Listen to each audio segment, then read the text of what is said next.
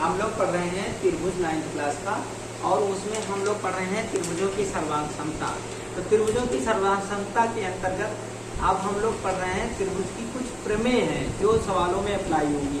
तो पहले आइए देखते हैं त्रिभुज की प्रमेयों को उत्पत्ति कैसे की जाती है, प्रूफ कैसे किए जाते हैं।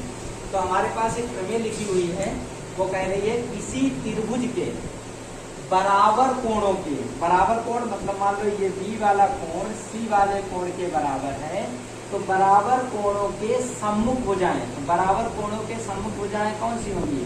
बी कोण के सम्मुख भुजा होगी AC और सी कोण के सम्मुख भुजा होगी AB, जो आपस में बराबर है, ये सिद्ध करके लाना है।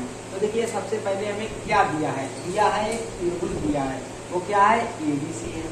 और क्या दिया है? त्रिभुज ABC का जो B कोण है वो C कोण के बराबर दिया है। साथ साथ में हमें अब इसके बाद क्या करना है? सिद्ध करना है। ये हेडिंग डालनी पड़ा करेगी, सिद्ध करना है। क्या सिद्ध करना है? इसके B कोण के सम्मुख भुजा कौन सी है? AC, और C कोण के सम्मुख भुजा कौन सी है? AB, आपस में बराबर है। तो हमें थोड़ी सी रचना करनी पड़ती है। रचना क्या करनी पड़ती है? रचना करनी पड़ती है कोण A का समद्विभाजक, कोण A का क्या लिखेंगे? कोण A का समद्विभाजक AD खींचा। क्या खींचा? AD खींचा। आ रहा समझ में? तो कोण A का समद्विभाजक मतलब जितना कोण इधर है उतना ही कोण किधर है? इधर। AD की रेखा इस पे खींच दी। अब देखिए क्या करना है? उत्पत्ति करनी है। उत्पत्ति कैसे करनी है कि अगर हमें त्रिभुज सर्वांगसम मिल जाएंगे तो ये हमारा त्रिभुज क्या कहलाएगा? समरूप सर्वांगसम कहलाएगा। तो उसकी सम्मुख भुजाएं भी बराबर आ जाएंगी। आइए देखिए कौन कौन से त्रिभुज। एक त्रिभुज लेते हैं ABD, तथा दूसरा त्रिभुज हम कौन सा लेते हैं? ACD में, और चेक करें कौन कौन सी चीजें आपस में बराबर है। चलो देखो क्या क्या दिया है। देखो ABD का कौन सा कोण? B कोण, और ACD का कौन सा कोण? C कोण, आपस में बराबर है, ये हमको दिया है। कैसे, क्यों बराबर है? क्योंकि ये बात क्या की है?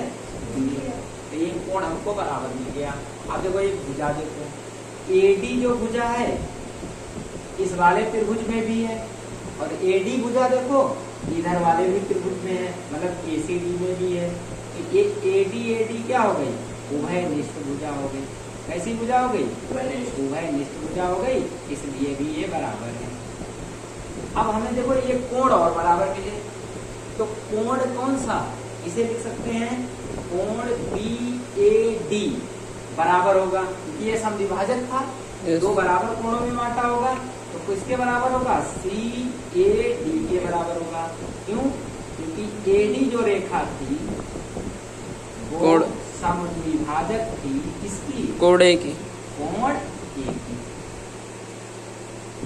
समझ में आया नहीं?